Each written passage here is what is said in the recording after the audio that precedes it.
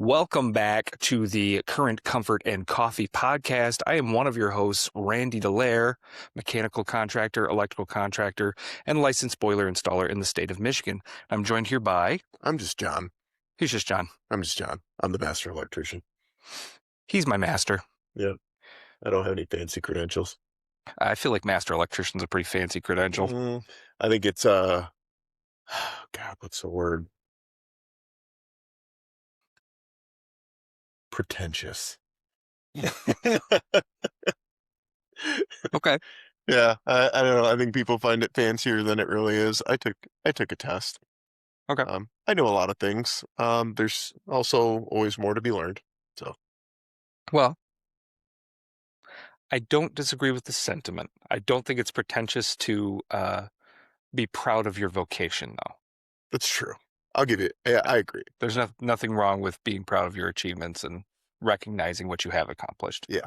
The word master, though. Yeah. Right? Well, I mean, like, there's that joke that, like, how can you tell if a man is a lineman? He'll tell you within 30 seconds of meeting him. Yeah, I'm a lineman.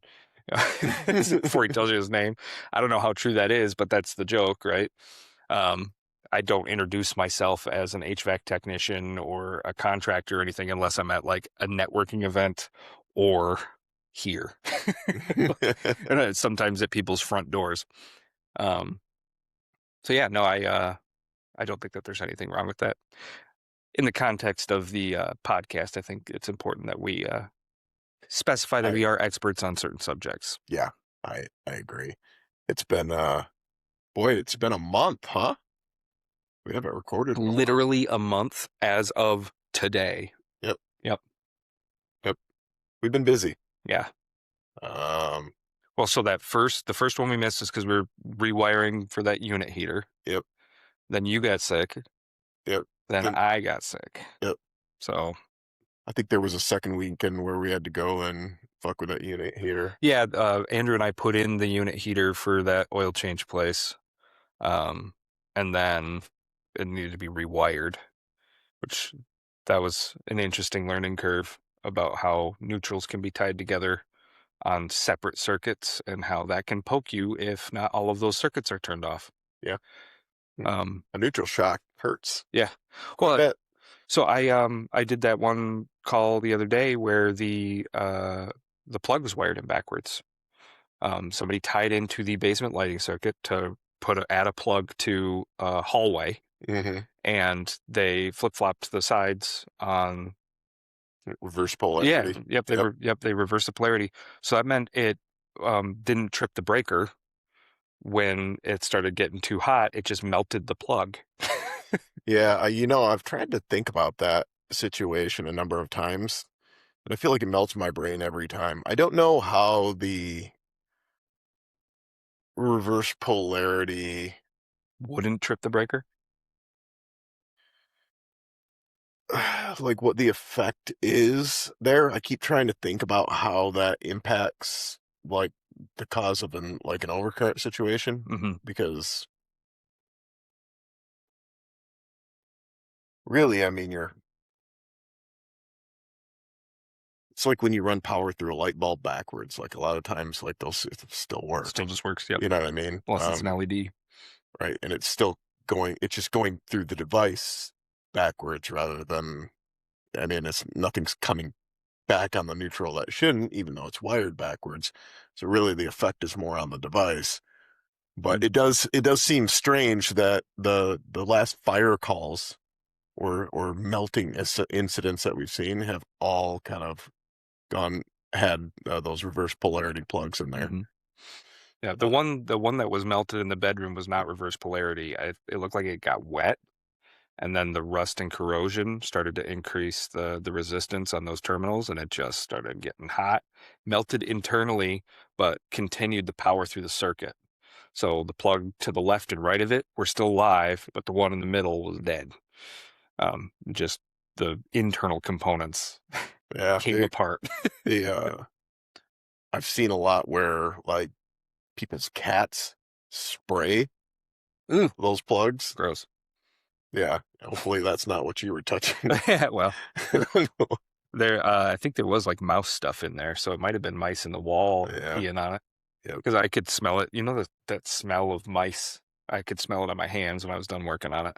Mm, It's important to wear gloves, guys. yeah. There's nothing more fun when you pull a plug out and you find the mouse that found both of those terminals, and it's just funny Frozen in because time. yeah, it's always the top half of them that's just completely gone and the bottom's still there for some reason. Yep. Yeah. I see a lot of squirrels and mice inside of air conditioning units across the contacts of the contactor, and they're just frozen forever. I had a couple of them where they're like climbing up the side of the capacitor, and they just barely got their little hand onto one of the terminals, and the rest of them's grounded. So Yeah. there's just a full-on skeleton baked to the side of this capacitor, Yep. and a pile of melted hair underneath it. Join the trades, kids. Yeah, right. Hey, that's better than a crawl space. Join the trades, kids.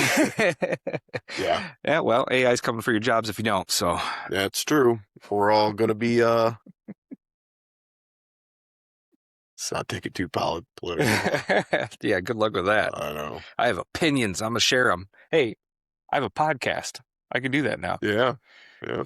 It's not a political podcast though, so I Yeah. guess but nobody's really To be fair, like I don't know. This is like a pet peeve of mine. People that say I don't follow politics or I don't pay attention to politics. That's your life. Like I understand that it's like a thing, mhm. but it's also it directly affects you. The policies that are being made by these people that don't care about you affect your daily life. You know, and like I don't know. I operate in a trade that has like a lot of like political polarity in it. Mm-hmm. And Same. I found it's been one of those things that's been hard for me in my career that I feel like I always have to monitor everything that I say because even if you state something that's true, you have like it actually makes people uncomfortable. Yeah. It makes people uncomfortable. When I say something like something about job report numbers, like I almost feel like that one true thing that really happened makes that person uncomfortable with my presence and the words that I just said. Mm-hmm. You know what I mean? I can't prove that. But If historically, that's just an example. Well, so that's the way that humans operate is you have a belief system and you seek out things to verify that that's true. So if you believe that something is true and something to the contrary comes along and proves that, or at least suggests that that's not the case, our brain does those mental gymnastics to try and justify why there's no way I could be wrong about this thing. So I picked my team, Yeah. right? And then you told me he's in the Epstein files. No, that's all made up. It's a liberal hoax. Or I picked my team and they're like, okay, she's got like a bunch of emails on her server that like they're pretty damning. Nope, there's no way that there's nothing that the Democrats could ever do that's evil. What? Yeah. What? And that's the thing is I am not a champion for Democrats. I'm I not a think champion for fucking any of these assholes. I They don't know. care about us at all. No, I totally agree. And it's been that way for a long time. And both sides have leaned in opposite directions on the political on the social issue spectrum, right? It's become like this weird culture war where like Democrats have to be, it's like I don't know if you remember them wearing like the African garb. And do you remember this? No. Yeah, I can't remember. I want to say it was about the time around George Floyd. Okay. It was around that time. They do these things it's virtue signaling, that they do for the most extreme version of the left that is, and then the right does the same thing where it's like, it's not it's different in their No, performance, so you pick out a lesbian with blue hair and a septum piercing, and you get a picture of her screaming something, Yeah. holding a sign that's crazy, Yeah. and then equate that to the entirety of the left-leaning side of politics. Yeah. And then on the other side, I get a picture of some redneck with his gut hanging out, and he In a red hat. yeah, in a red hat, and Yep. he's like I don't know, drinking a beer and shooting a gun at a stop sign, and that's the entire right side of the Uh, spectrum. That's And what social media has done. right, yeah, and I mean It's it's purposeful, it's polarizing, it's to get us to fight amongst each other, mhm. and we perpetuate it on top of that. Like that's exactly what the political climate is supposed to be right now. This is what is desired amongst politicians because that's what gets them campaign donations is outrage. If Yep. you're upset with the other side, whether the things you hear are true or not, not only do we not have to compromise and we can just keep pushing for our thing, but that means more campaign dollars for me because you're upset and you want to feed my machine. And I like to think those things through.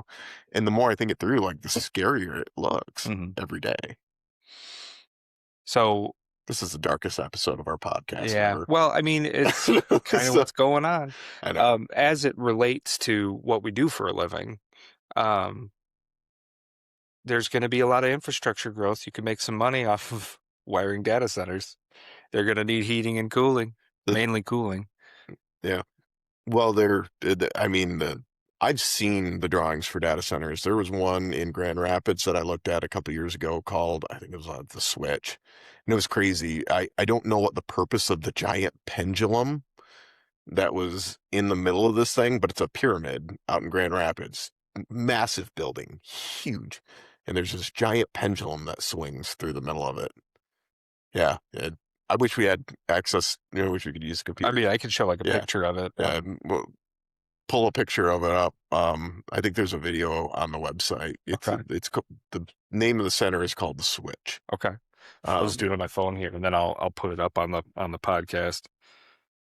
The Switch data center. Yeah, a Switch data center. It's in Grand Rapids, and there's a website, and I believe the video on the website has like a video of this giant pendulum that swings. .com. Now I'm on a list. Now you're on the list.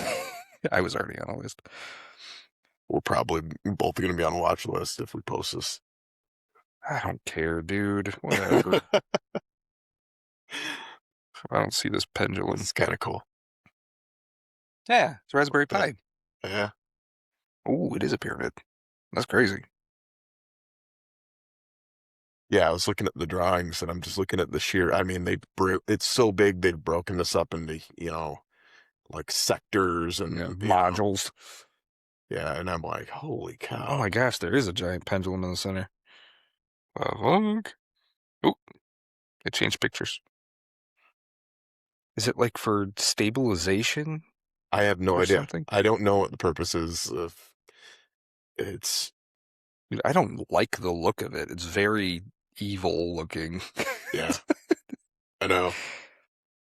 Also, for everything to be like themed throughout the whole building, like the boardrooms are red chairs with red outlines, and the TV on the wall has red around it. The lighting tracks this that's is what suspended from the ceiling, like totally unnecessary costs for a meeting room that's going to have like 2 people in it because it's all AI. Those cooling systems are crazy. Yeah. All right. Well, yeah, I mean, switch.com, the Grand Rapids Exascale Data Center Ecosystems. Pyramid Campus, located in Grand Rapids, Michigan, is Switch's iconic data center that will have up to 237 megawatts of power upon completion. Switch's Tier 5 Platinum Exascale data center facilities make Switch the highest rated and most cost-effective colocation environment in the industry. I'm going to look up that fucking word. This is a collocation. The practice of renting space for company-owned servers and IT hardware within a third-party data center. So it's the amount of space that's in there is actually for others to rent for their data center needs. Yeah. Cool. We've got like 6 pages on our website. Who it is? I do. Our website, fixmyheat.com. It's got like 6, 7 pages. Yeah. Can't imagine I need that much data space. center I need space. some data center. Can I get some more of that data center, please? Yeah. all this is, I don't know. I feel like we fell down a rabbit hole. Yeah, it's okay. We're allowed to. If there's anything, It's been a stressful week just watching the news. well, so speaking of weeks, it has been what, 3 weeks since you started your new position? Yeah, three, 2 or 3. You just end your third one? Yes, I Okay. believe this was. Yeah, this would be the end of How's it it. going? It's good. I don't know if you want to name drop them, but like So you can I talk about your position I and got a stuff. position that I took as an estimator for a company called United Electrical Contractors. They do primarily high rises down in the in the Detroit area. That seems to be their bread and butter. Very different from the last company I was with. Younger group of guys, which is a little refreshing, Mm, to see younger blood in the trade. I feel like I spent a lot of my time in management has been with the older generation and they really have a hard time letting go of just about anything. mm. I don't know if that's generation specific, but holy fuck. It's it's just like um the mentor I had at the last company I was at was great. I will say this objectively, he really had trouble letting go of projects, and it was hard to learn from him in the sense of um the things that he wanted control Right, over. wanted to hold on He to it. wanted to Yeah. he was very, you know it's like trying to learn a bike while your dad hangs on to you the whole fucking time. At some point you have to let go. Yeah. Um, so it's nice. It's been nice working with them. It's been good. Uh, Again, there's getting to know you. It's getting used to your role there and finding. I don't think they were totally ready for me to be there, but I think they had some ideas about how they wanted to my skill set to help them, Mhm. and I think we're still getting there, but Cool. um, it's good. So, and in your role, you're mainly doing estimating for commercial properties, or Yeah, high rises particularly helping. I think they're yeah. I'm handling little things. I think they're still trying to get a sense of my competence and the way I do things Mhm. and the way they do things, and it's we still got a long way to go before, like, as I kind of get introduced into the projects that they start bidding, but it's good. There's not a lot happening right now Mm, other than me pricing random things and helping with small projects on things that they've already got. mm. So So you're still the new guy. I'm still the new guy. Yeah. Yeah, for sure. Okay. I think one of the bigger things that I struggle with in this is that, like, a lot, like, I like trails, I like four-wheelers, so in that way, like, I'm very similar to some of these people. But like a lot of them are hunters and fishers and like they're outdoorsy, which I'm outdoorsy just in a different way. Yeah. Um, and I feel like I like to read a lot. Mhm. I feel like the amount of people who read anymore are not, and that's not a shot at anybody. It's That's a less common hobby. yeah, I feel like a lot of my hobbies revolve around like 3D software. Like Mm. I like messing with stuff like that. I like playing cards. I'm a big fucking dork. I like magic. How did that go? I like board games. Which one? You went what, yesterday to play Magic together? Yeah, I went down to the local card shop. Hmm. What's the name of the card shop? The Card Republic, Okay. right Card here. Table Republic. Yeah, right here in Davison. Yeah.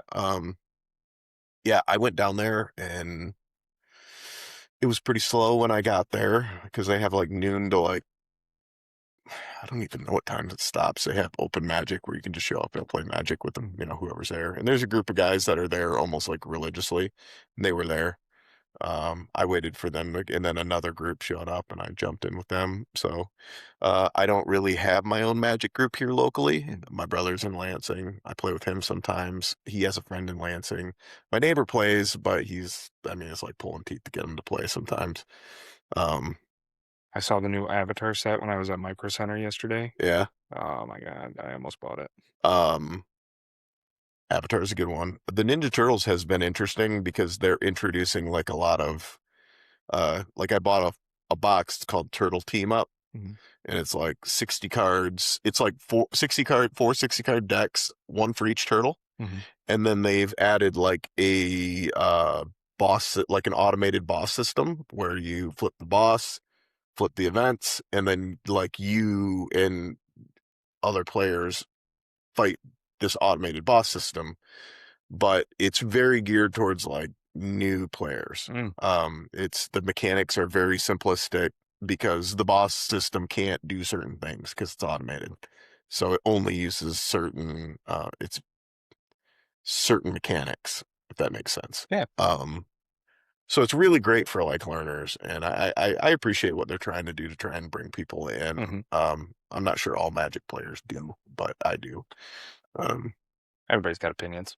yeah, I like, I don't know, it's fun.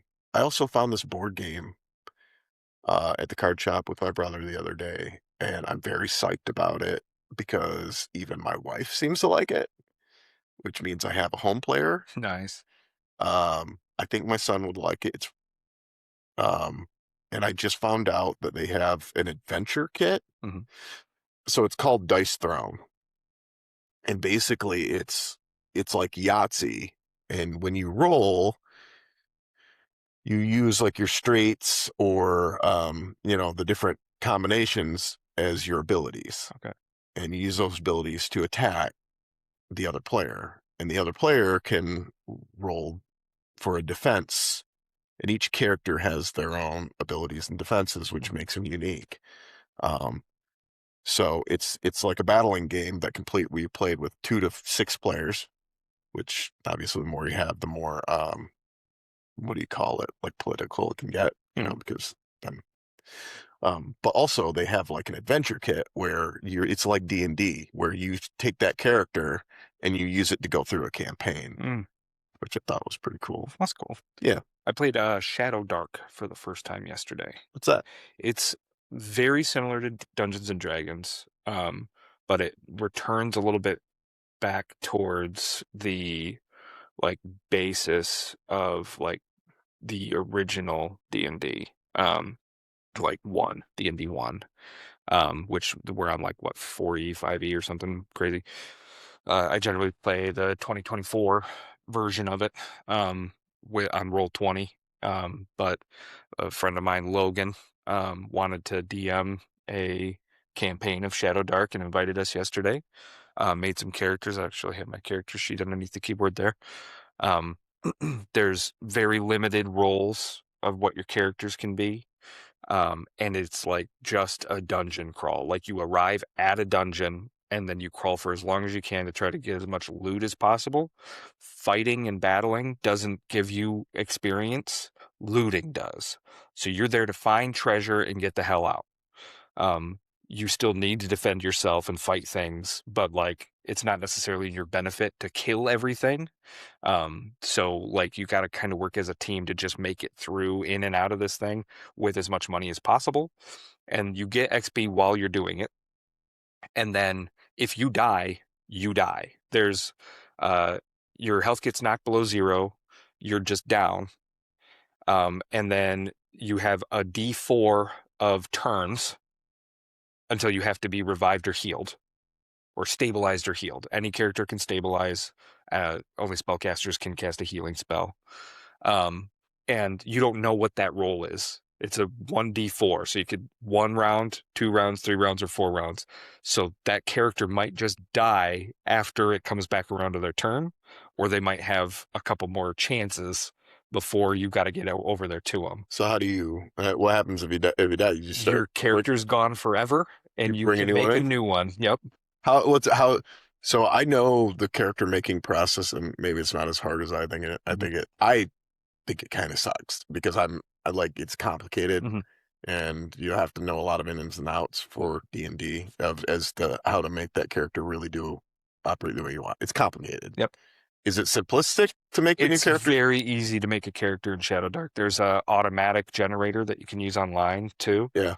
where it rolls everything for you. If you don't like it, you can start the process over again. But you get to a point where you're pretty invested in making this character, and then you roll something shitty. You're like, okay, he's really dumb, but he's really strong, Yeah. like, and then you just kind of roll with that. And the idea being like either this character is going to go on for a long time, like they're going to continue to get stronger and better, or they're disposable and you get a chance to make a new one. And because of the way the system, like, so you don't like roll a perception check when you walk into a room. You just tell the DM what you want to check, where you want to go, what you want to do. And then he determines, or she, they determine what you're going to interact with from there. So I walk into the room, I look down at the floor, and I check the walls for any signs of traps. I smell the air.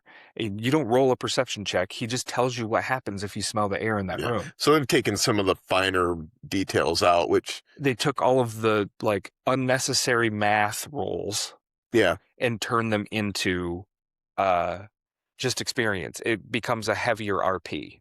So Uh, my, how do you feel about it? I really enjoyed it. I think it was really fun. Getting used to it was the tougher part. I think I was with a couple people that were also still getting used to it. So there was a little bit of that, like, what do I roll to find this? And then Logan would say again, you don't roll anything, just kind of tell me what you want to do, and I'll walk you through Yeah. what That happens way, if you're next. on to something, that the storyline can be guided Yep. a little better. It's more about us just being all in this dungeon together and less about us being a certain set of skills and all that. Um, and that being said, like some of us have higher agilities or dexterity. So I was able to jump out of the way of a bull that was running us over. It was like a trap that had like this mechanical bull that was impaling people. Everybody else is getting down by this thing, and my character, Smashly, she's a really strong half orc. Oh, Yeah. I thought it was a different kind of smash. Well, Holly Ann, I was playing with her, and she was hitting on my character pretty hard. I can't remember what her character's name was, but she's like, I like Smashly.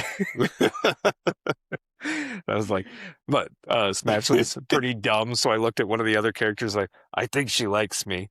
Um, so it was really fun to like get into the role play aspect without it having to be like I didn't feel like I needed to be super committed to the character's backstory and all that because I'm not in this like world. I'm just in this dungeon. And then as it pertains to the world, your characters, when you leave the dungeon, you take the gold that you found and you can spend it or save it.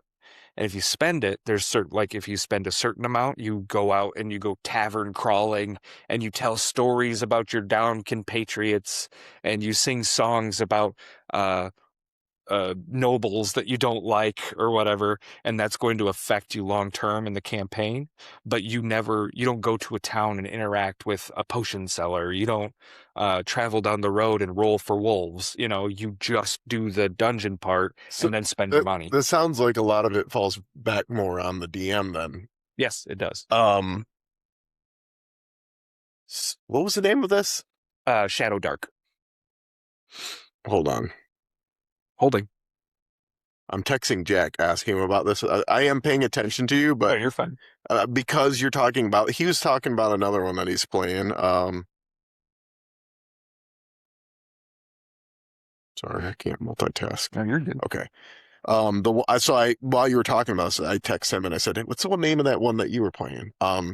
Daggerheart. Okay. And the way he described that kind of sounded similar, that they've Yeah. taken some of the more complex things out, but Yeah. And I mean, even Dungeons and Dragons has gotten more simplistic, in my opinion, over the years, just from my experience with some of the prior versions.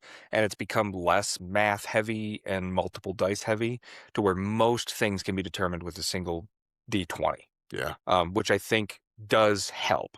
But I think that these other systems have evolved as an answer to that problem before the newest versions of Dungeons and Dragons came out. Because Shadow Dark isn't like some brand new system or anything. Um, but yeah, look, there's Pathfinder. There's all sorts of, Yeah. tabletop role playing games that are available. Call of Cthulhu, like that thing's insane. And most of that is more heavy RP too. Um, and extremely gross. Like all of the stuff that happens in Call of Cthulhu is like grotesque. Your eyes melt inside of your head. Now you're blind. Good luck. That's your character for the rest of the game now because you decided to touch an idol or some shit, and now you're just blind. Would you have any interest in actually put us? So here's, I was actually going to talk to you about this at some point. And I'm probably going to do it with or without you, but I'm doing it anyway. I feel like you'd be a good candidate to at least ask a question. I want to put it together a board game night. Um, I wouldn't even mind putting together like a campaign style. Like now that I have the sunroom all heated up, it's a great Is the space. system working? Oh, it's amazing. It's amazing. I mean, I can go out there, I can kick it out in an hour, it's up to temperature, the whole room is usable. And it's like a whole nother section of my house that has, tables, and it's great for sitting out there and conversing with guests. That way I don't have to like bring them into my kitchen and into my house and set them in my living room. And Yeah, you can just walk straight through the breezeway. Yeah, you just walk straight into the breezeway, and there's a whole room with a projector with all the things for visiting. Yeah. And I got to finish my bar. But once I have the bar in there, I could make drinks for people, and here you go. So, like with this new board game I'm into, I'm like, man, I want a group of people locally and I have people I can reach out to who would participate, but it's the same thing with a board game night, or if we do a campaign, something like Shadow Dark or Daggerheart. Like I'm all like, I feel like you're gonna have to have at least one person who's either being a DM, who's really gonna have to understand the game, like the more complicated games like that well. Um, is that something like you'd be interested in? Yes. Okay. I think that sounds super fun. I've always wanted, well, Well, always, I've wanted to DM a campaign for some time. So if we can get a group that wants to do like a one shot or something, I'll yeah, try and put a story together. I really want to make my own story. And we can have people make up some characters. We could 3D print some pieces, yeah. and it'll be fun. So I was thinking like every other week, putting something together in that room where people locally we can come show up, and maybe we could do like a campaign of that while you and I, or just you, or however you want to do it, set up something or prepare something in the background for an actual like an actual, whether it be Dragonheart or Jesus Daggerheart. Shadow Dark. Well, his is Shadow Dark is yours. His is, what the fuck was it you say? Daggerheart. Yeah. Yeah. I'm Sounds okay. like, is Jack a DM? Is he? He is, Okay. but He seems like the type. I've only met him once, but he just seems like the type of guy who could run a table. Yeah. I think he loves doing it. I think admittedly, I think he lacks, according to his words, kind of the creative side of it, kind of that I think it's the thing that you're very good at. I think Jack and I should team up for a co-op DM situation.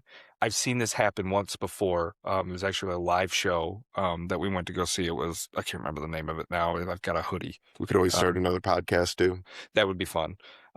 But literally the person telling the story and everything was the presenter. He was, and I don't need to like be on stage or anything, but like he had his, very Shakespearean, like, this is what you walk into and this is your world and all that.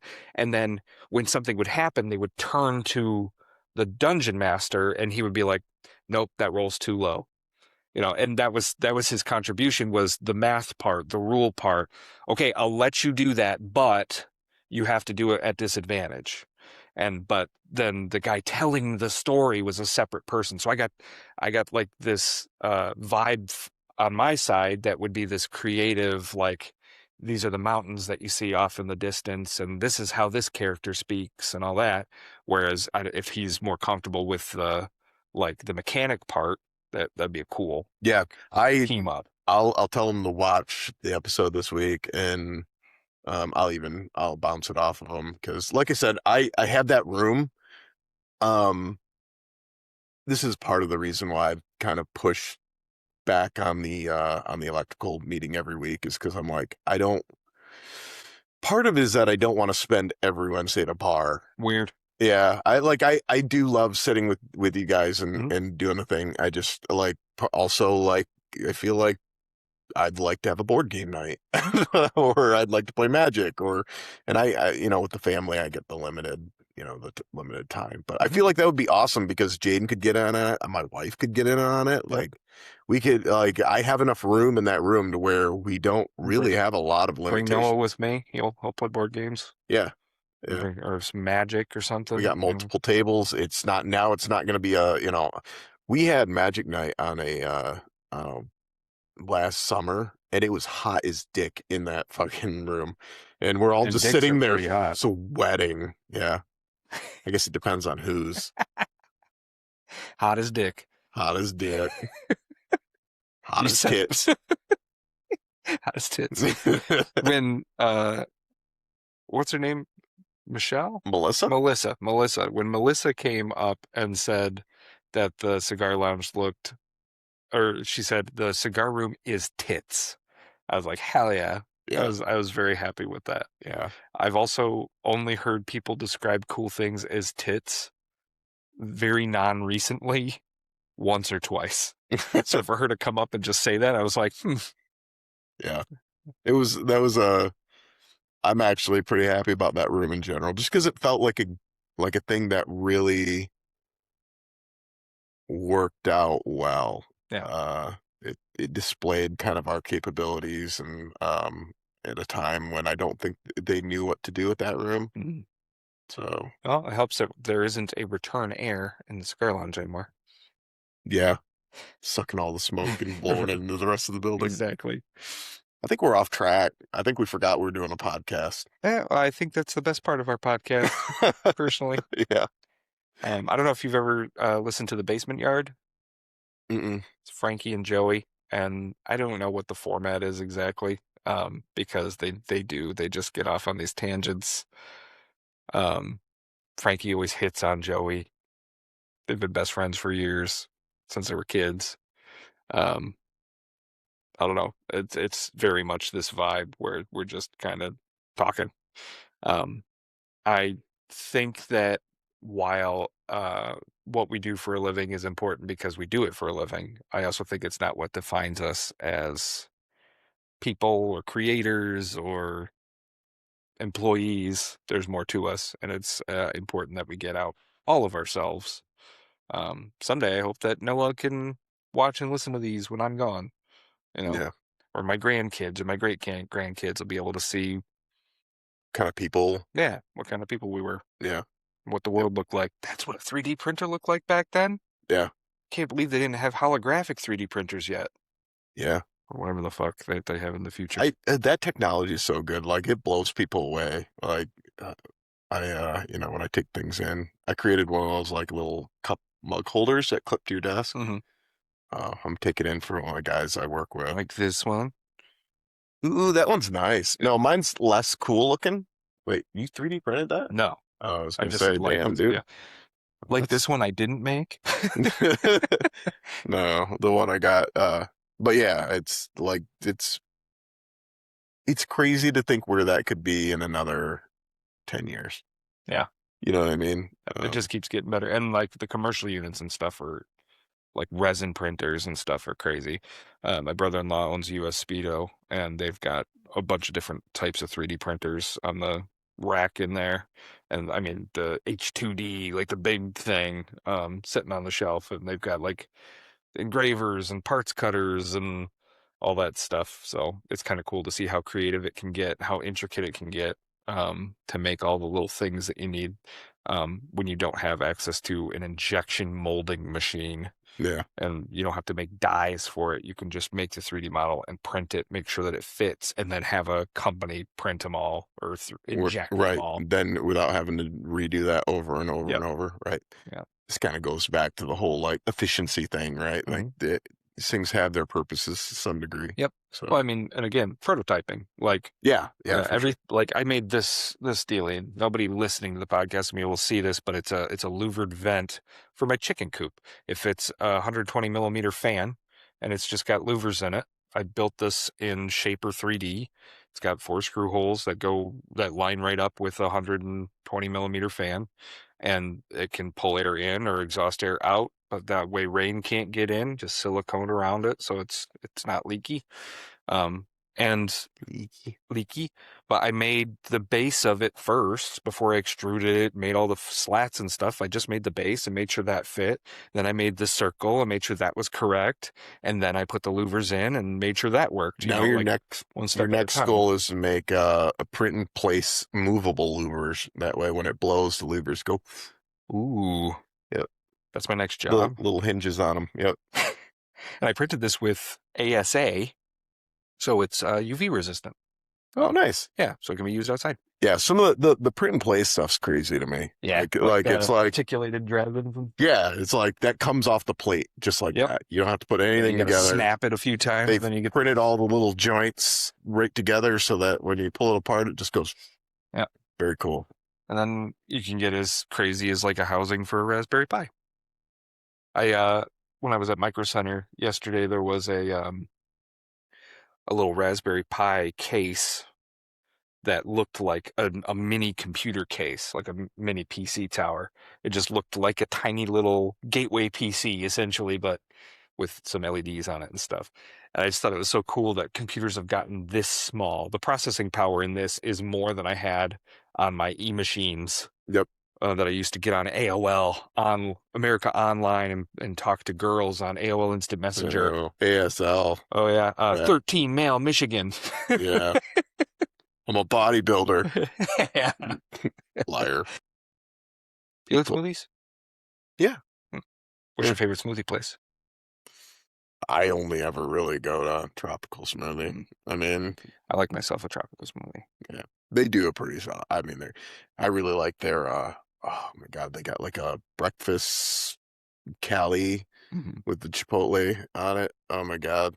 It's so good. Yep, they've got a Chipotle chicken wrap thing too or flatbread that is so good.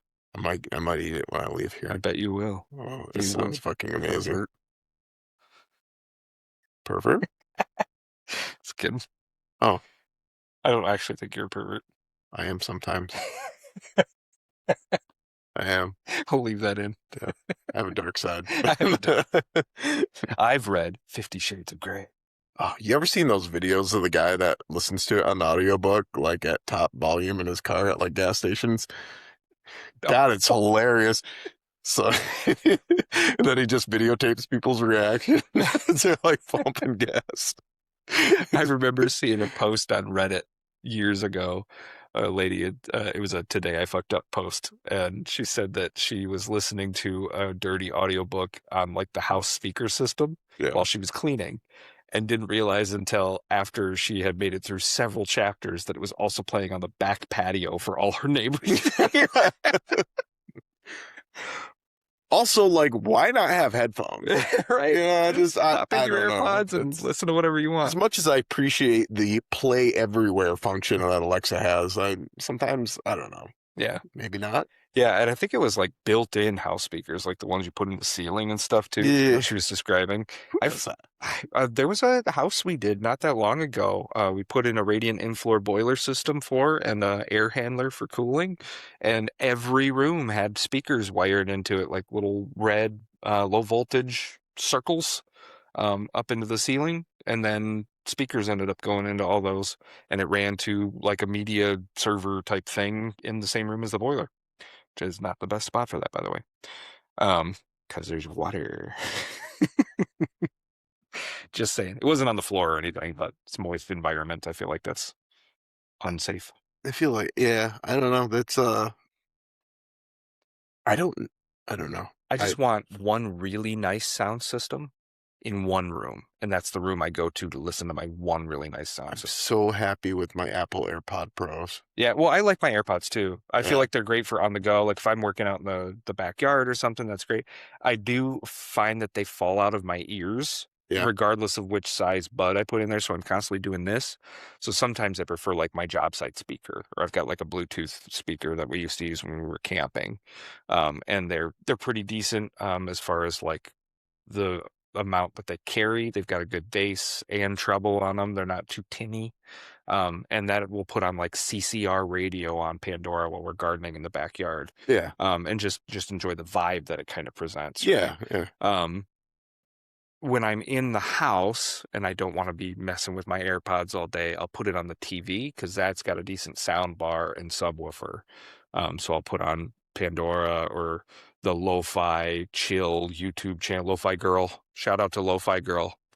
Um, it's such a good channel. Just lo-fi, just going. Little clicks, little ambient noises, and I'm mopping. My- You know, it's just something for the background. Sometimes I've got the Google Home downstairs. I'll ask it to play something, if I'm not too concerned about the audio quality, because it is not a boombox. It is a tiny little speaker, and it performs pretty well for what it is, but right. it's just not. I'm not an audiophile. Like I don't download FLAC files and care about like lossless quality and all that. But I do like the audio system in my truck. I like that it shakes me a little bit when the bass kicks in. Hmm. I like that I can crank that up and really feel the music, and that's what I enjoy the most about having a larger stereo system of some kind to play music. The same reason I got a giant guitar amp back here is because I want to feel it when I play it too. I don't want to just hear it off in the distance. Yeah. So, and I think that that's a reason why I like my AirPods too, is they do a good job at giving you that presence, despite the fact that they're these tiny little things in your ears. I've got my Beats, which work just like AirPods because they're owned by Apple. So you open them up and they pop up on your screen and everything and show you the charge. It'll even show the right color as they spin around on your screen for you. And same thing, seamless. Like I'm pretty happy with them. I've got my JBs, JBLs, and my over ears or on ears rather, and they're not as comfortable, but they sound really good. So yeah, I feel it. I can get away with just headphones too. Yeah. I like options because I like music. Just rarely sit in one place long enough anymore. When I was on a job site, I used to love I had the Milwaukee job site speaker. Hmm. I have multiple versions of it, but yeah, just throwing something on and just working when I'm in the same spot. But when I'm around the house, man, garage to the pole barn to the garden to I move around so Yeah, much that it's really hard for me to have the job site thing going unless I'm like really. yeah. But You got one task and it's in one I'm area. moving the gardens this summer too Mm. because I put the tomatoes way on the back fence, and I don't know why the fuck I did that. I think it might have had something to do with the sun, but then I quickly realized what a mistake that How was. far away they are. Yeah, because I had to drag the whole hose all the way to the back fence every other day, and Yeah, then I had to reel it all back in every other day. And after you've done that like 40 fucking times, you're like, this sucks. yeah. Our hose only has to run across the pea gravel patio that we have back there. So I literally just put a hose link out in the middle of the backyard, the rolling, unrollable hose, Yeah. mounted that to a 4x4 post and just left a permanent hose connection between the house and the pole for the whole summer, and then disconnect it in the fall. I think I'm going to space everything out because part of the problem I had was that I put it too close to the deck, so I actually had to get in there and with a weed whacker and weed whack everything. So I'm going to pull everything out and extend it out into the yard so that I can take the mower and go wink, wink, wink, and just be done. Yeah, Um, and I'm not doing. Oh my God, the sunflowers last year. I planted them all in one bed. they were One of supposed those to be 6 foot. dwarfs or whatever. Yeah, they were supposed to be like 6, 7 feet tall, and they wound up being like 15 feet tall. They were huge, dude. Like stalks as Yeah. thick as your Did you wrist, save man. the stalks? Yeah, I got a pile of Those them. are perfect for Uh, pole beans later. really? Yep. So I think what I'm gonna do is I'm gonna take the corner of my yard, the one that I hate mowing, and I'm gonna make it so that I'm gonna put like a round so that I can actually round the corner rather than, and then I'm gonna put all of my corn. I make corn rows so that I have more room for corn, and it's gonna be on the ground. Mm.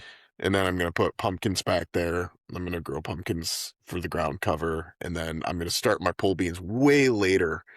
And that's if I do them at all. Mm. Because last year I started them at the same time as the corn, which takes longer to do. So they literally strangled the shit out of the corn as the corn grew. And then like it just became like this big nest. And then the corn fell, and then it was this big nest of like squash and pole beans and like dead corn. And I'm like, that did not Yeah. work for something that is as tried and true Yeah. as the Three Sisters are supposed to be.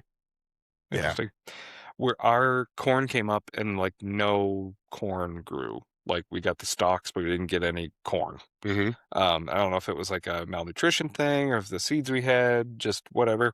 And the beans did not really pop up for a while. And then all of a sudden they just kind of like boom all over everything. And they're like stringing all over Yep. all these empty stalks. And the squash came in, we got 2 or 3 squash out of that method too. And same thing, like I thought that this was like just gonna happen, Yeah. I didn't realize that it was gonna be a struggle. So I thought it was you told me that the beans have to be harvested before they get too mature because then they harden. Yeah, they turn into Um, the seeds that yeah. make new Yep. plants. That was my point is I finally, once it was all, I was like, oh, this is a fucking mess. And then finally I was like, all right, well, it looks like there's beans in there. So I started picking them and then I cooked them up and they were not good. Probably a little They were tight. hard. Yeah, Yeah, a they little, were they little were hard. tight. No matter how I cooked them, they always were just too hard. You gotta the pole beans specifically. You pull those off of there before the beans really show up. You'll see like little divots where the beans would grow. You could take it right off of there, cook it, and you'll get like little green beans about that long, 6, 7 inches, and they'll look more like strips of the outside rather than the beans themselves. You don't really want to eat the beans. Yeah. So harvesting, I think, was one of my problems. The other problem was just like the time frames in which I started planting them. Um, I probably could have done without the beans altogether. Yeah.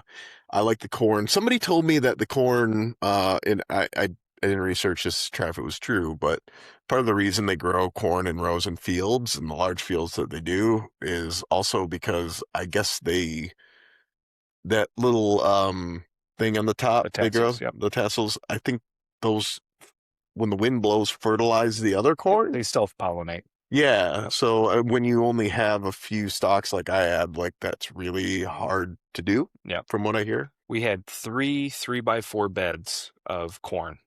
None of them even produced a nodule to be Wow. fertilized. Yeah, mine had One of them. little ones like that. Yeah. They were not When even they worth get those picking. little strings that come out the end of the corn husk, Yeah, you can take the top part and just rub it on those strings, and that's what makes the little yellow kernels grow. Each one of those strings is associated with a kernel inside. So then you rub those tassels against those strings, and you can self-pollinate it too. You take it from a different plant and mix them together too if you want to. Normally, bees and butterflies and stuff like that does that for you, and the wind as well.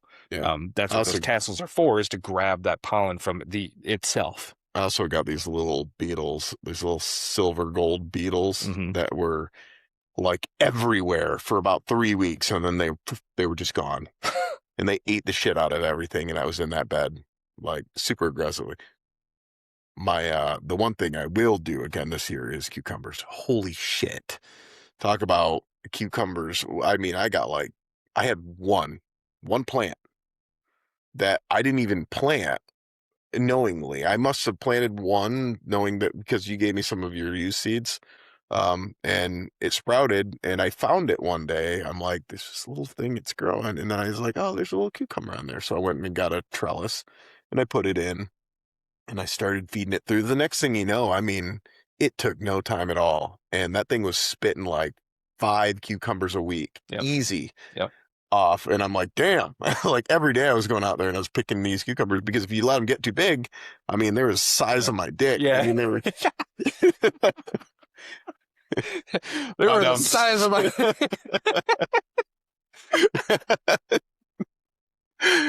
No, I mean, they were so big that they were almost unusable. I mean, they're like a gourd by the, sorry. I had to. Um, I had to seize that moment. It's so out of pocket. I know. It was like, I totally into how big are these cucumbers?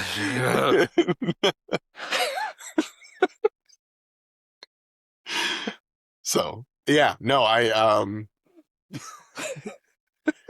God, I hope my dad's listening. Well, it's genetics, right? Yeah. From him. Oh, Should be God. flattered. No, oh, now it's weird. Weird. Oh, man. Yeah. No, cucumbers were super successful. Yeah. So I bought a bunch of those this year. Tomatoes were good, but they were the wrong types. They were supposed to be cherries, but they were they were big, too big to be cherries, and they were not as. They're as big as my balls.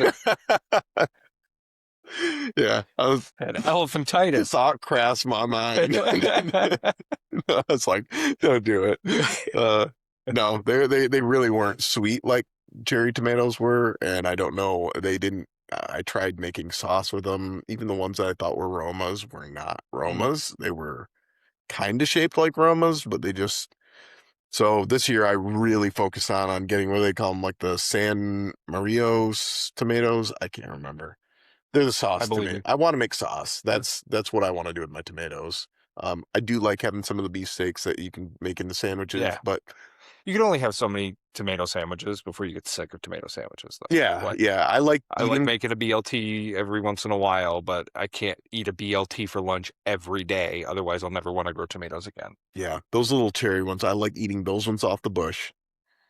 I want some for sauce, and then I want some for sandwiches. But primarily, I want to have lots of them so that I can make like spaghetti sauce or tomato sauce for pizza. Or that's my goal with the tomatoes. And then the cucumbers. I love making pickles. Did you get a jar of pickles last year? I think you gave me some, but you didn't give me a whole jar. I think I had some before. Oh, I gave some to eat in for Okay. eat in. I think it was at your house. Yeah, It either that or one of we were these at pickles. They were Tenacity. in your fridge. Yeah, Um, it turned out really good. Christy makes really good pickles. Before we leave here, I'll give you a couple jars. Yeah. You like pickles? Does she? Are they just refrigerator pickles? Or, No, they're canned pickles. Okay. Yeah. I haven't quite figured out how to do that. I would like to learn how to can this year. Mhm. I feel like I was trying to learn so much else with the garden last year that I was just like, It's a process. Kristen's been doing pretty well. As long as you follow the recipe, you're normally pretty good. The thing is you can't just can everything. Like you've got to have the right acids and salts and stuff. Otherwise, it just doesn't preserve. You get bacterial growth in there no matter what. Or it breaks down into something that doesn't taste good. So it's important to follow a recipe that is well known and researched and turns out well. Pickles are easy because you just got to make a brine solution and then you've got to get it all sanitized and boiled before you put it all in there.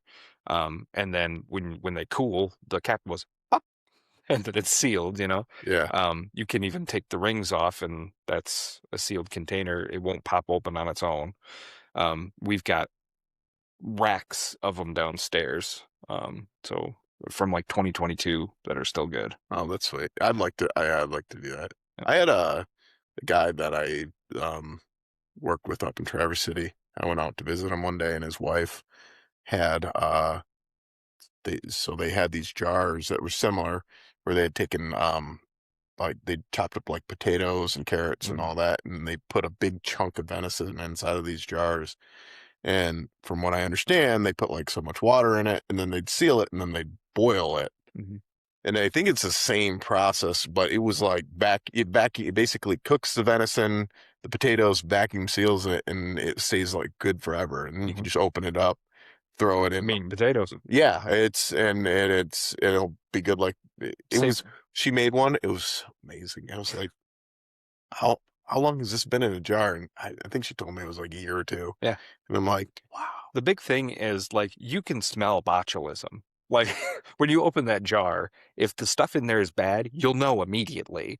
So like a lot of people are afraid to do it because they think they're gonna like, oh yum, delicious, and then die. Yeah. No, it's gonna smell like death before you eat it. Like you're gonna open it and go, oh fuck, take it outside and dump it. Yeah.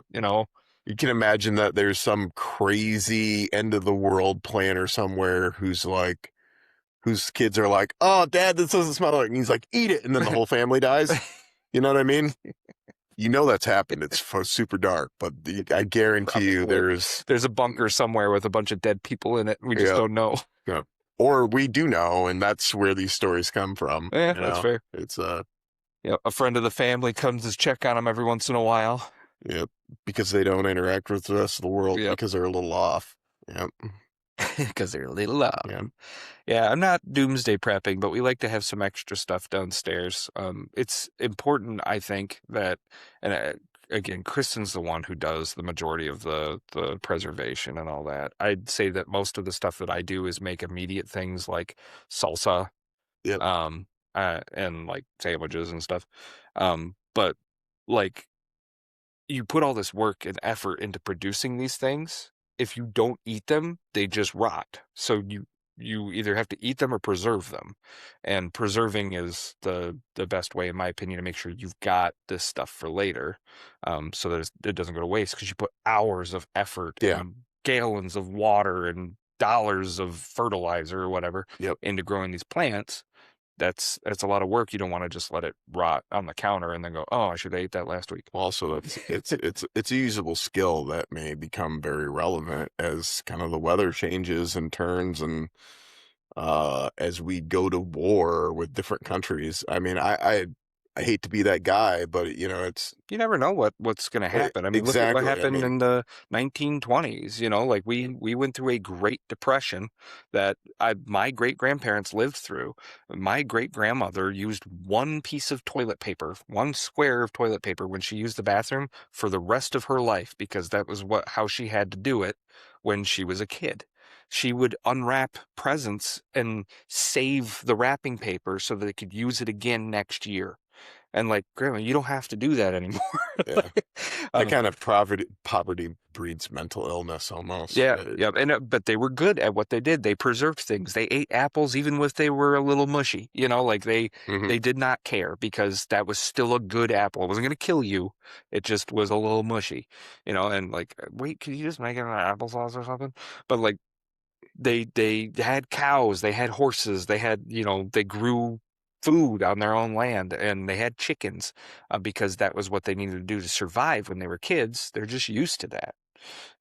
And I feel like there has been this going away from that. Mhm. And if you don't know at least some basic survival skills of how to obtain food and clean water, then you're not going to last very long if that infrastructure were to go away Yeah. again. I And I'm not saying that I think that necessarily the world's going to end, but I would like to be able to take care of my family if there was a problem where if the power goes out, mhm. I don't have a fridge anymore, Well, but I've got canned food no, now. I know, and I think feel like you and I have had this conversation that if the country were to spiral into a war and things like um the internet or power systems were attacked Hmm. or any of these things, a lot the one of the biggest problems I think we have that we don't really acknowledge is that a lot of these skills have just kind of disappeared. So you're going to have an abnormally large part of the population who is either just going to die because they don't know how to survive, because they don't. I mean, I know of people that don't drink water or eat vegetables because they've grown up in such poverty their whole lives Hmm. that I mean, they just drink pop. They Hmm. just drink, I mean, they actually physically cannot drink water without getting sick because they don't drink water. Hmm. They don't, you know what I mean? Yeah. Those people really exist. They're out there. Hmm. The foods and drinks that are the worst for you are the easiest to obtain. Yeah. Yep, they're the cheapest. They're the most easily accessible. And if the system were to collapse on any level due to whatever reason, war, natural disaster, whatever, there will be a need for people to have community leaders Hmm. who are capable of trying to help care for people. Um, and I think that's kind of where my gardening has come in the last couple of years. I'm like, something's I need to learn how to do these things. Yeah, You know what I mean? for sure. I want chickens, but I can't convince my wife to let me get chickens. You need to bring yours over, or I'll just bring our chickens to your house. yeah, just let them go in the backyard and let my dog interact with them. He'd be so confused, and let my wife see like it's gonna be fine. Yeah. Let's get some chickens so that we don't have to pay for eggs. The best part about chickens too is you get so much readily available material for compost. Oh, You get chicken shit, yeah, you get their bedding, you get little pieces of extra food, yeah, mix that in with greens from what you've grown throughout the year, and you've got compost. yeah. I can't sell that to my wife though. That's for You me. know that stinky pile in the backyard? Yeah, we're gonna make We're it gonna have stinkier. it's stinkier, way bigger. I also want bees. Cool thing is that the neighbors are very like let's start a commune too. And I was like, Sometimes it's really tempting to think like if I just were to sell everything and buy 40 acres or 100 acres or whatever and just start putting up little cabins, we could grow all the food that we needed on less than an acre to sustain a family. sure. And then I could dig a root cellar. I can figure out how to do heating and cooling for all these little I'm structures. I'm sure it would come with its own Oh, problems. what? For, No. yeah, Living in a cabin in the middle of nowhere it comes with problems. yeah, That's So a not what I year saw on later, TikTok. when the people who aren't contributing all of a sudden are unhappy Oh, and they're not decide, invited. yeah, oh wait, we'll just kill them. Yeah, Okay, I would say just kick high them five. out. No, kick them out. Yeah, Bye. okay. They can go start their own Okay. commune, and then we'll have a war about it. You can go join And capitalism it'll just go back to feudalism, where I'm the king of this land and he's the king of that land, and now we fight. I because don't like the French. I feel like we're kind of getting there pretty quickly. Well, I mean, it's the same thing. We've been dealing with the same thing since forever, right? Yeah. There's always been somebody in charge, and that person decides who and when we fight with other people who are in charge, and it doesn't reflect the actual beliefs of the population of those lands. The serfs didn't care that the King of England was fighting the King of France, or that the church believed whatever. They were literally shoveling pig shit for their lords. They had no opinion on politics. They weren't informed on it. They just did what they had to do to survive. Mm, That's what we're doing right now too, is like we're literally trying to shut ourselves off because there's too much information going on in the world. Just turn on US news and it's overwhelming. Now switch to world news. you know, yeah. now I've got the information about every kingdom on the planet. Yeah. It's a lot, and it's enough to make you shut down. I saw a meme the other day that was like, "Oh no, we just attacked Iran. Oh, what a cute puppy." It's just scroll. Oh, that's hilarious. Oh my God. I feel like I feel like I sent you a picture of that the other day. Yeah, It's like maybe a comic maybe you strip. said it to me. Yeah. It's like, It's exactly true. You've got emotion override anymore, yeah, and your brain is not meant to switch between emotions that quickly. Your body is not meant to feel emotions that quickly. And the idea that I mean, you get like a compassion fatigue almost. oh yeah, I'm there. Yeah. I'm ready to just turn the news off, man. Right. I Like honestly, I feel bad that there's fucking genocides happening, that people are getting attacked over things like oil. A lot of it's out of my control though, you know. yeah, I mean, the U.S. blowing up a school of girls is just was so much for me. I'm like, I Yeah, don't know, man. Like I that's said, my take, you know. I have to turn it off because at some point you have to realize that there really isn't anything you can do in the moment uh to help deal with this stuff. No. And Because ultimately, it's not the people in power who suffer from the wars. It's the people who live in the places that are owned by the people in power. So, yeah, like, we're attacking Tehran right now. It's not actually hurting the infrastructure of Iran that much. It's hurting the people that live there, who have nothing to do with oil, who have nothing to do with American or Iranian politics. They just live there. yeah, And we're blowing up their schools. If that were to happen here, they'd be terrorists. But because we're doing it, it's okay because it's freedom. yeah, And I don't know. I can't yep, sit with that dichotomy. And it bothers me. But there's also all I can do is express my opinion that I think that what we're doing right there is inherently evil, um, and at the whim of another government that isn't ours. Um, but I can't influence U.S. politics other than my vote. Yeah. And that's the most I can do is I can share my opinion and I can vote.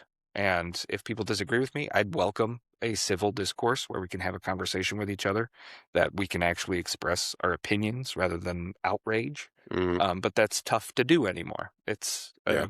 I could see a comment on this video talking about how I'm ignorant in some sort of Oh way. yeah. I don't know. I don't know how much of that is going to stand in that first portion of No, this. We covered a lot of ground yeah. here, but I feel like that was part of why I said what I just said, was to give a little bit of yeah. ease out of that. And I think I'll make sure that the majority of the like angry parts Yeah. are pulled out. I'll leave in probably my comments about the Epstein list and stuff like that. But yeah, I don't think it's necessary to have too much Yeah. I think politics. forceful anger. Yeah. Well, I think part of that was pressure relief, right? From the Yeah. Again, I think that it's fair to express that. There's nothing wrong with that, in my opinion, but also time and place. And this yeah. is an Mm. HVAC and electrical podcast. So Yeah. we did touch on plenty of things that did pertain to HVAC and electrical, though, and infrastructure and the way it affects us as people, as electricians and HVAC technicians. So Yeah. I don't think that there's anything wrong with that. Also, it's our fucking podcast. We can talk about whatever we want. So don't care what you think. And if you don't like it, don't listen. And if you do like it, like and subscribe. I like how I look like I'm just chilling in my You are living just room. chilling. I want a chair like that. Oh, wait, that's my chair. Yeah. Do you want it? Not right now. I'll sit on your lap. We'll film it in one chair. I want a pony and a Corvette Barbie. There's a Corvette Barbie. I don't know. I made that up. I think I was just pretending you were Santa. there's a pregnant Barbie.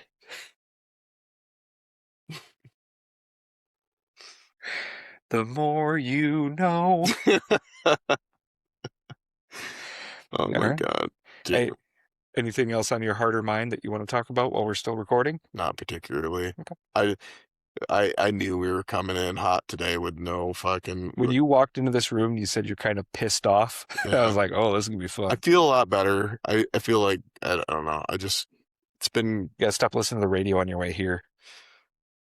No, I actually didn't. I didn't. You did to Tenacity the other day. Yeah, I did. Well, that You was had to that drive was back my from hour Lansing. drive back from Yeah. work because I listened to the news, and by the time I got out of the car, I'm like, "This world, Jesus fucking Christ!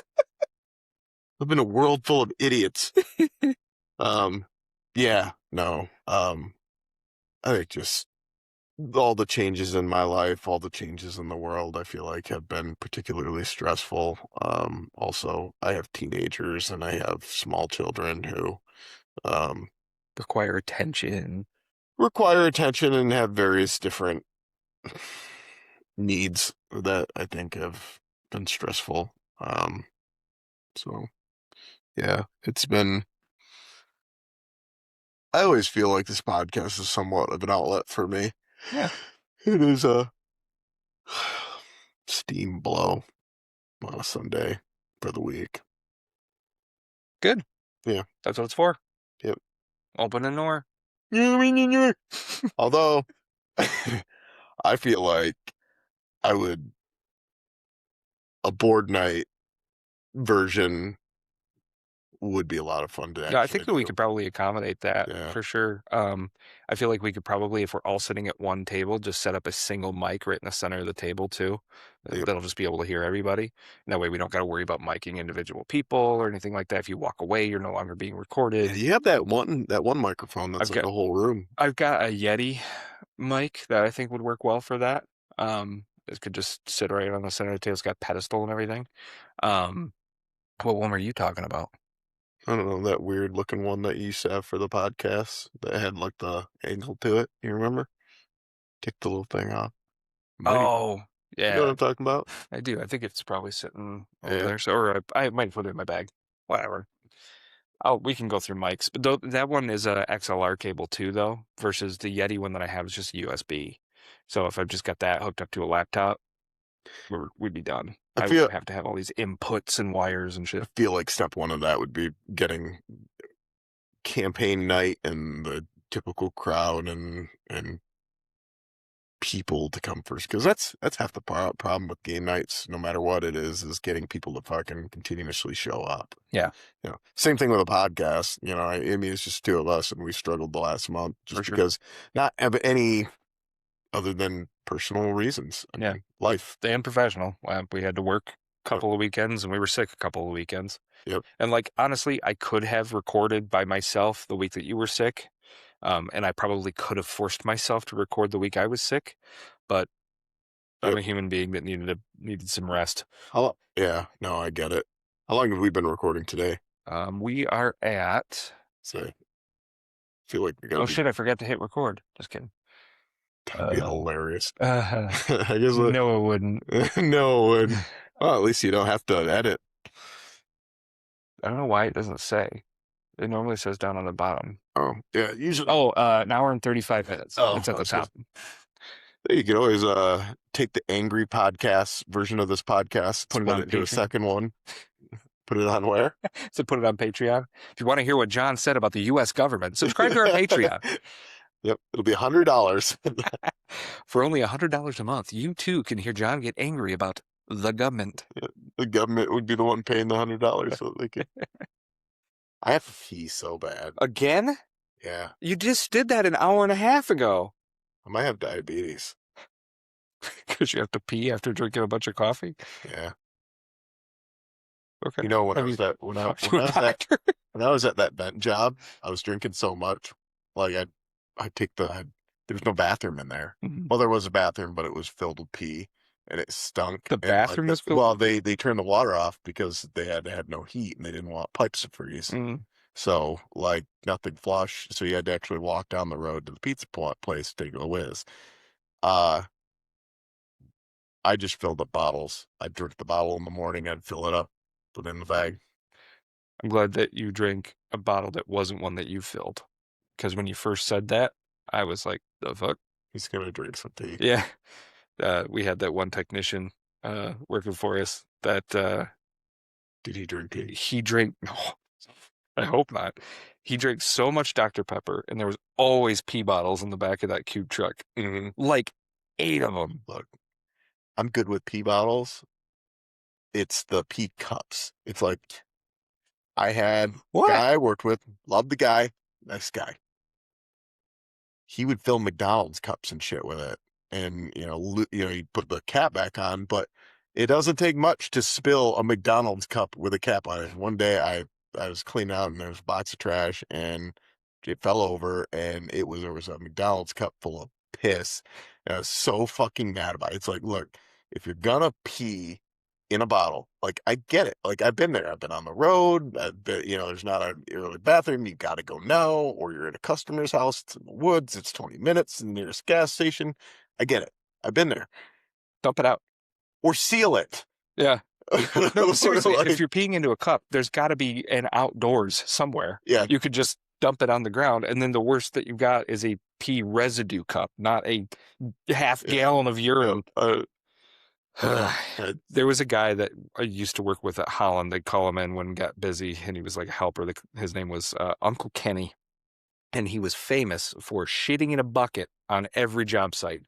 I feel like I know this guy. I mean, you might. He's been in the industry. An electrician? No, he was an HVAC guy, and whoever he worked with that day, at some point he'd roll the back door down on the cube truck, and you would know not to open it, and he would put 2 bags inside of a bucket, shit in it, and then set it off to the side to throw it away later. It's like, dude, just ask the client to use their bathroom or use the bathroom in the morning. Like, get yourself regular on a different schedule. I don't know. I don't know whose side I'm on this one. Because every job, though. It wasn't like it was an emergency 1 or 2 times. It was every job. Yeah, but shitting in a customer's house, man, I get once every blue moon, but if it's like a daily occurrence, I don't know. Yeah. I'd at least I don't know. have a composting toilet you bring with you or something then. You know what I mean? Like, if it's going to be a problem, I don't want you shitting in a bucket in the vehicle that I have to make metal in for an hour and a half right after you did that. I That's fair. That's fair. I did not have to smell it. It does seem like he was trying to take care of his own problem to some degree. Like, That's fair. yeah, That's yeah, fair. like, At least he's pooping in a bucket instead of his yeah, pants or on the yeah. floor. Come out and see little Kenny hiding in the bush. you know, Little Kenny. His It- Uncle Kenny. He's an old guy. He's been uh, around. I don't know if he's still around or not. there's an old man in the bush out there, huh? Hey, you out there? Yeah. Yeah. Let me know when you're done.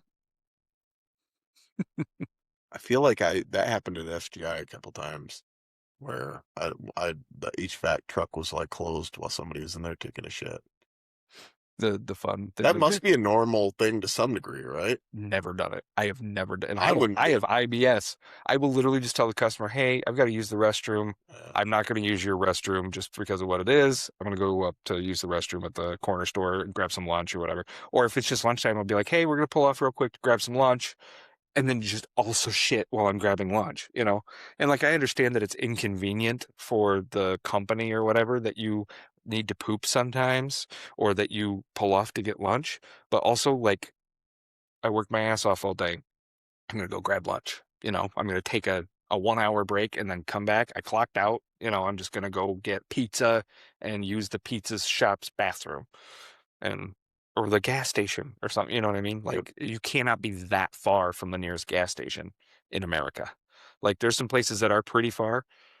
That's few and far between. Like most days, See, you're near a bathroom. for an electrician though, like part of my problem was that It's always a new build job site that doesn't have toilets. no, I mean a lot of times I was doing a panel change or a generator and the power was out. Yeah, So you got one good flush, and unless they're on city water.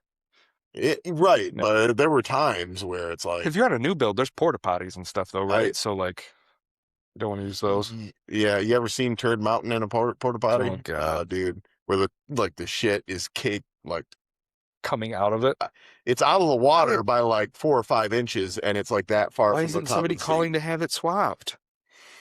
dude. Isn't there a number on the side of the thing? Yeah, I don't know. When I was in Detroit, it was particularly bad because you also had like the surrounding population, the homeless population. You had the demo guys, which were hired. There's also like there's a lot of politics in construction. You'd be surprised. Like there's for funding sometimes like certain because the money is from either the state or the government, they want certain demographics inside the city or actual city population to be employed by that is a kind of a condition of the funding. Um, there's a lot of like weird little things that can happen, but I think in this particular job they were actually hiring homeless people right off the street to do demolition. Hmm. Um, and Wonder how you get a I-9 filled out for that. I don't know, it's dude, it was some of the things I saw in Detroit were kind of weird. Um, but anyways, all that comes with also drywallers just a lot of times are not. I saw drywallers fill bottles of pee like nobody I've ever met, Yeah. and they'd be in walls and air vents, and you'd be on the finish, and there's just piss. I mean, this place I was in, because I think they get paid by the sheet, Yeah. so they just stay there and they do it like for. I mean, they can put up drywall like nobody I've ever seen, but they Hmm. don't leave. They'll pee in bottles and buckets, and there was a pee bucket on the 8th floor because it was so much work to go back down, and you lost so much time. They would just pee in this giant bucket, and you could smell this fucking Oh bucket down the God. hall. When like in the summer, when it got Yeah. hot, you're like, Yeah. oh, yeah.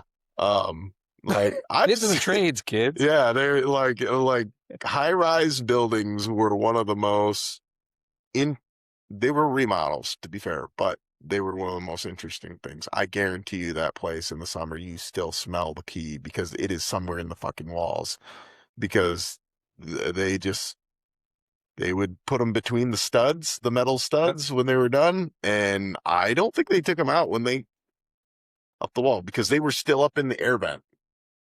And they didn't always have caps, and sometimes they fell over, and that air vent probably has some dried up pee in it, because that, yeah, That's crazy. it was gross. It was gross. I just feel like the standard of care that you provide to any client, whether it be a big commercial client or a residential homeowner or whatever, needs to have like a baseline minimum of not leaving pee in their house. You know what I mean? I remember one time years ago, I can't remember what company I worked for, might have been Davison. One of our employees got in trouble for peeing into their sump crock Yep. because it wasn't active. So they'd been peeing in the sump crock for weeks or whatever while they were out on Yep. this job site. And then they had to put a sump pump into it at some point Yep. to pump this dude's piss. Like, so It's they were like, more they were talking about lawyers and stuff. And it's more common than you realize. yeah, And it's not always drywallers. It's not always I just walk outside. Just walk outside. Like, yeah. if you're gonna Well, whip it out in the middle of a job site, you might as well whip it out in the driveway. You know what I mean? I don't know. A lot of times those job sites don't even have grass on them, you know what I mean? Like Yeah. they're pretty open. I know. I've been on some new build job sites where I'll try and find like a wood lot or something. You know what I mean? Mhm. Like, and if I've just got to pee and there's nothing like that available and there's homeowners there, I'm just gonna say, do you mind if I use your restroom? If I got to take a shit, I'm gonna go take a lunch. I've shown up to jobs where they've done it in the bathtub. Oh, Like they've done it before, you know what I mean? Like it's before all the actual drainage has been complete. oh my Sumps gosh. that don't have sumps in them yet. Yeah. You know what I mean? That's what this one was. Exactly. It's just people are just gross, and a lot of tradesmen are gross. To be fair, and also We there's need less gross tradesmen in the trades. yeah. Also, some of it's situational. It's being on a job site where there's really nowhere to go, and also peeing out in the middle of the open isn't. Well, yeah, I'm not gonna pee like if there's a playground next door. I'm not justifying it. Yeah, I'm just saying that like situations lead to certain behaviors, yeah. based on needs and other things. I'm just saying. But what got me? So I have like this gag reflex, right? It's awful. One day I'm carrying all the wire from that was in the building. I'm emptying out the last of the rough material, and I've got carrying these spires, and I see the porta potty truck pull up to the porta potty out there, and I see him get the vacuum out, and all of a sudden the smell in the air, I can't even Yeah. describe it, but I'll never forget it. It was you could taste it in your mouth. Oh God. Sometimes I used to do that and just pumping my camper. I'll never Can't forget. imagine. I was like, I'm carrying this wire.